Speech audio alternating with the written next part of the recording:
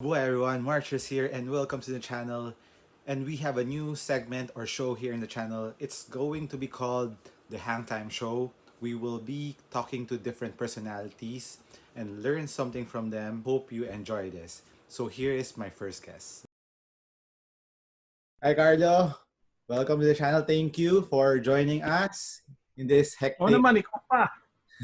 hectic Friday. The traffic ka ba? Yeah, I just came from the studio. I was fixing something, so I couldn't leave without fixing it. All right. Okay. So first question. Siguro a lot of people know but some people may not yet know. Ano yung first sneaker na nag-start sa'yo dito? The first one that parang gusto ko talaga to. Well, the first sneaker that made me fall in love with sneakers when I was young, it was a Jordan 5 that was given to me by my mom. But that was a long, long time ago. I was still super bata pa ako noon. Nanonood pa kami ng NBA games noon sa Betamax tsaka sa VHS. Di ko lang po naabutan mo. No, but that was that wasn't really something that got me into collecting. It was more like the oldest, youngest memory that I have of a sneaker that I like. But when it comes to really like collecting a lot of shoes, I always felt kasi na parang most of the sneakers were just too wild up until feeling ko marami yung mga basketball fans maasar sa answer ko. Pero it wasn't a basketball shoe that got me hooked eh. Nakita ko yung Oxford tan na Yeezy ni Kanye West. Oo. So nung nakita ko yun, parang that tito in me, kasi I'm not that young, no? Baka people feel na I'm in my 20s or whatnot, or early 30s. I'm actually 37, 38. So, yung appeal lang yung monocolor na something super comfortable, na something super simple without going over the top. And at the same time, having a sense of luxury to it, really connected to me. Siguro my demographic, my age. And from that, tuloy-tuloy na. I started falling into the rabbit hole of Yeezys, then rediscovering my love for Jordans, and then discovering all of the newest tech that I saw with sneakers, from the Boost technology to the hover ng Under Armour, all the way sa mga peak Tai Chi. Lahat talaga nakakaaliw eh. So yun, in a nutshell, that's pretty much how it started. Actually, yung dami nga na collectors na nag-start sa Yeezy. Talagang parang that first edition of Yeezy talaga, sobrang daming na-hook. After that, parang on my... Kasi it connected it to outside of sports. Yeah. Yung Jordan kasi and Nike has always been sports. Sports lifestyle.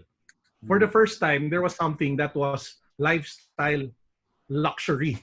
So it connected to a different market, which I feel is, well, I'm part of. So, and it was co-created by an artist rin. Kaya iba rin, diba? Yeah.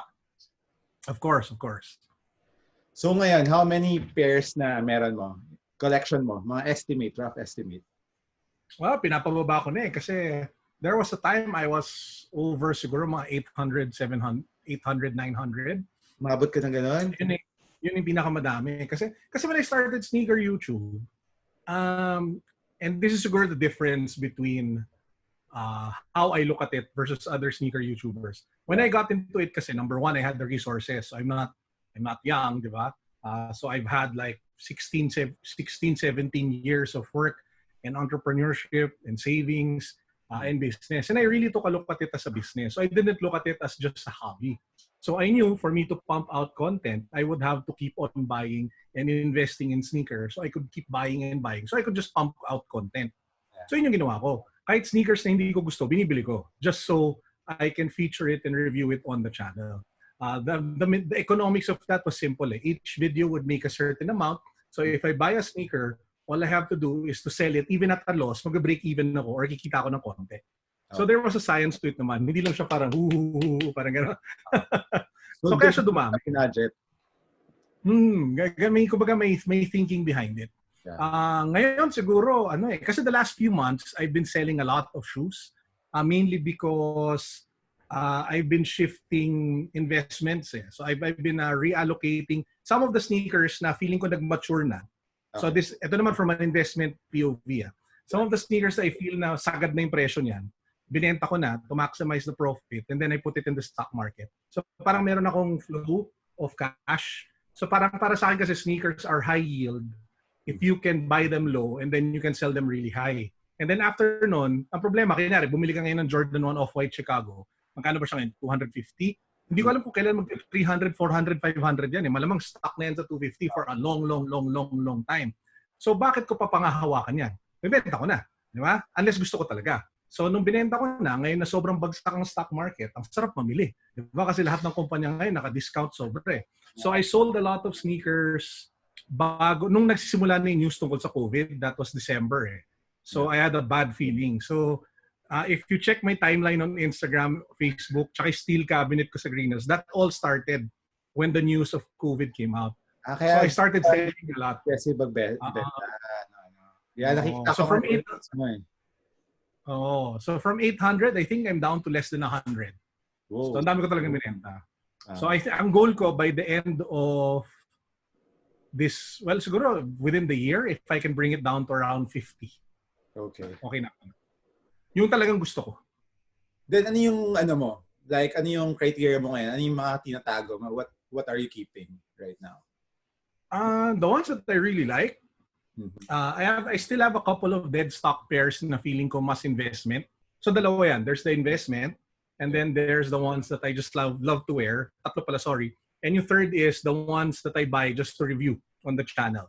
Okay. So isa-isahin ko sila. Yung investment, so I have one more dead stock na Chicago Off-White. I still have a couple of, siguro dalawang Presto na OG na dead stock.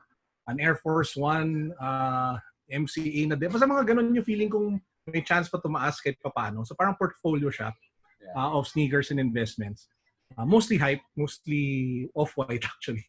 Pagkatapos nun, the ones that I wear for comfort, yung talagang yung susuotin mo lang pang araw-araw, I always default to Air Force Ones, Ultra Boosts, Infinity Reacts. As in, parang feeling ko doon na lang umiikot ngayon yung rotation ko. Everyday wear. Sobrang sarap sa pae. Tsaka, there's just so many colorways available na it's easy. Tsaka New Balance 990 na V5. Yun, para sa akin yun yung pinaka-dumb pair that I wear almost siguro once or twice a week. Tapos yung the ones that I just buy for review, lahat ng easing lalabas, syempre kailangan ko bilhin, lahat ng interesting na mga streetwear, Jordan, lahat basta bibilin ko na lang kung mabili ko for retail, so benta ko na lang pagkatapos. So, parang in and out. Yeah. Yun yung third category. So, yun yung parang sneaker strategy. Pero kung tatlo, choose three na talagang ikikip mo lang, talagang you're sure na hindi mo na ibebenta, na meron ka. Yung gray na New Balance, yung 1982 na 990 V4 ba yun? Meron ako special edition eh. So 1982 is my birth year. Okay. So ang ganda dun sa special edition na yun, nakalagay dun sa gilid, 1982. So okay. Color creation ng New Balance. So I think there were just less than 1,000 yata pairs of that that were made. So that one definitely I'll keep. Siguro I'll keep a Presto, yung OG na Off-White. White. Yeah. Kasi yun talaga yung pinaka-favorite ko na Off-White eh. Na yung Presto. Sarap gamitin. Siguro, tsaka pwede mong palit-palitan. Kunyari, if you wanna feel like a hype beast, then you can lace it up with the neon and the purple. Yeah. If you want it like athleisure casual, then you can go with the whites. If you want some sort of more subtle, then you can go with the black laces. Super fun lang talaga gamitin. And maybe last, siguro I'll go with an Ultra Boost. Yun. Yun lang, yung tatlo lang. Kung if I had to keep to 3 sneakers. So Sophie, ano yung ngayon wina-watch out mo na sneaker na release na talagang, or is there a certain sneaker na parang hindi mo pa nakukuha? Nag-release na pero you couldn't get your hands with that pair of sneaker.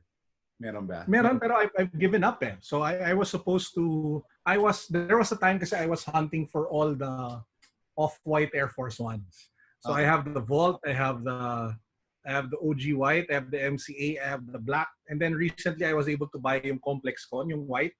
Okay. Ang kulang ko na lang was the MoMA, yung Black.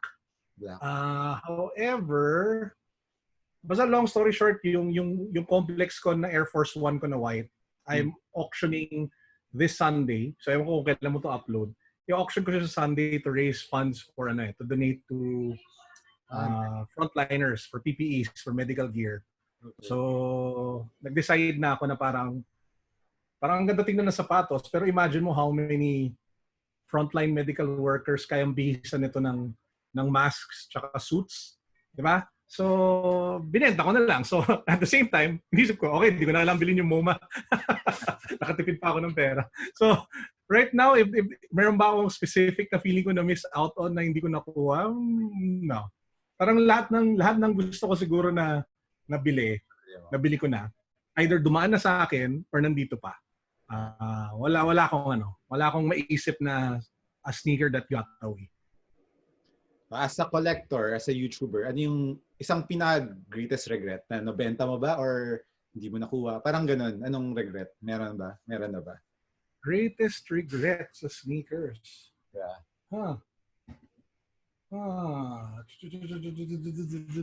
Alam mo, nothing really comes to mind. Siguro there are a lot of mga sneakers that I bought that I thought would get a lot of views. Kasi nga for me, kasi sneakers are really more for content eh. Yeah. So alam mo yung parang, pupusta ako dito, bibiling ko to. Akala ko maraming manonood. Walang nanood. Diba, mas ganun eh. Ganun na yan. So, nakakabuisit yung mga ganun eh. Parang feeling mo, shucks, ako pinakauna, maraming manonood nito. Wala pa nito sa Pilipinas. Tapos biglang, ay, ba't walang nanood? Mas yun yung kinabubisitan ko more than anything else. Ako, meron ako Lebron 8 na South Beach. Pinantrade ko. Kasi peak nun yun ng Y3. So, nilet go ko siya. Pinantrade ko siya. Tapos yung, dun pinagsisihan ko yun. It happens. It happens. Yan. Tapos, favorite shops to, shop sneakers right now? Ano yung mga default mo na binibilihan? Well, if it's the normal shops, I go to all. So I go to Commonwealth, I go to Soul Academy. For the resellers, as much as possible, I try to visit them every now and then. Sila Cop Garden, sila Shoe Game, sila Soul Republic. Kahit sila Diamond Sticks. Parang when I have time, I want to drop by and just say hi and connect with the people. At the same time, take a look if they have anything interesting that I don't have. So, got goods then, of course, sa Green Hills, like kung pinupuntahan. But it reached a point kasi na I visit kasi more than the sneakers, it's connecting again with the people there. So, kunyari, when I'm in Cop Garden, kwentuhan with sila Adrian, sa staff niya. Sometimes people who come in who watch the channel drop by. So parang it becomes like a hangout thing more than it is like me shopping for shoes. Yeah. Even with Commonwealth, it's like that eh. Diba? So si George, diba, yung manager ng Commonwealth, or si Mike. Diba? When I'm there, tapos nagkataon, nandun sila. Naku, ang tagal bago ako makaalis. Or sa Soul Academy, pag na-chempahan ko sila Carlo Trillo, nandun sila. Naku, matagal yan. Magbubuko juice pa kami. Sa Buko Bros. So there's no like one shop na favorite ko. I try to visit as much as I can, but it's more for the people than it is to buy shoes. So far, as a YouTuber, as a collector, what have you learned through the journey? Like para sa mga collect ng sneakers ngayon, mahilig sa hype sneakers. I think the best thing I've learned is collecting sneakers is like a journey of acceptance of who you are and not letting people dictate what it is that you like. Okay. Kasi if you start collecting sa simula, madadala ka sa Instagram, what people say are good, what YouTubers are nice. But eventually, as you mature, you stop giving an F, and you just really zero in on the pairs that you like, regardless if people love them or not. So for example, I have wala lang dito nasa babae. So kunyari, ako, ang kaisa-isang paborito kong Yeezy ngayon, siguro one of the last few Yeezys that I have is yung Yeezy na clay. Yung orange of the loud. Parang feeling ko ang daming may ayaw doon, pero parang ako lang yata may gusto sa kanya. So yun. Kasi weird na ko. I just like the color. It just looks so crazy. Parang ganon. Or kunyari, yung Yeezy 700M, minivan ba yun? Yeah. Yung parang orange and black.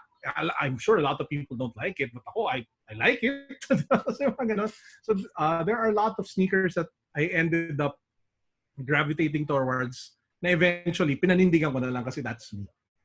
You may connect. And I think, Yung may character. And I think that's what a lot of collectors and sneakerheads will go through. It's really finding the shoes that really, represent them. Yun. Ako yan. Lalim na. This one, my pair. Yung Don, ano yan? Yung Don issue 1. Wala na resell, but I keep it kasi Spider-Man. So, I've been Spider-Man. Yun, exactly. Actually, kunyari, ito tingnan mo yung sapatos niyan sa likod ko. Yan. Ito. Yung Adidas yung mga yan. Dragon Ball lahat yan eh. Yan yung collection ng Dragon Ball. Kasi kung titingnan mo dito sa likod, ayan lahat ng mga Funko Pop ko na Dragon Ball. So, parang alam mo yung embracing your inner self. So, I'm a nerd.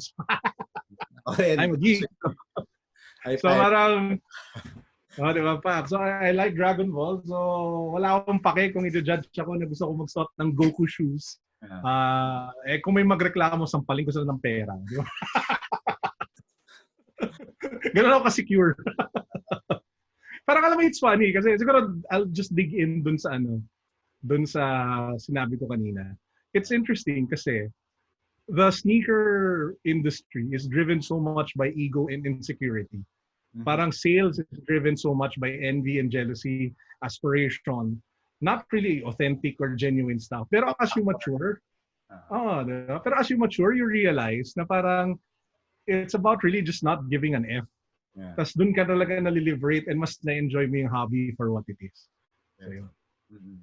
Eventually, diba, as you have so many pairs, parang talagang dun mo ma-realize rin na yung value is so lang for this time lang. Like, if there's a hype sneaker, it can go like for a certain time lang. Tapos wala na. Parang gano'n. Tsaka, and then you know what? The good thing about getting into it so I got into it when I was a bit, 2-3 years ago, heavily, no? So I was already a bit old. Alam mo yun, when you've learned already in life na you never get into anything without like a clear strategy and a plan. Yeah. So when I got into it, I had a plan. So parang I will buy sneakers for investments na long term. I would buy sneakers that I would enjoy wearing, and I would buy sneakers for review. So there's always been that strategy ever since the start. So that has been my guiding principle throughout. And siguro, yun din yung ma-suggest ko sa mga taong gusto pumasok sa hobby na to. Kasi hindi pwedeng bili ka lang ng bili. Kasi pag bili ka ng bili, mauubos yung pera mo. Diba? Yung pera na yun. Ito, bigyan kita ng example. Siguro I've spent over 2 million, sabihin natin, on sneakers in the last 2 to 3 years. Just to build the channel and to build the growth of the business that I have right now. Yeah. Syempre, bawi-bawi na yun with the revenues of the YouTube channel and the brand deals and stuff like that. But in hindsight, kung hindi ko, sabihin natin, kung may 2 million pa ako ngayon, binili ko lahat ngayon ng stocks, asaya ko sana. So parang ganun din yun eh. So kailangan, buti na lang naging negosyo siya. Yun yung sinasabi ko. Buti na lang pinagkakitaan ko. Kasi kung hindi ko siya pinagkakitaan, parang tinapon ko lang yung 2 million. Parang gano'n.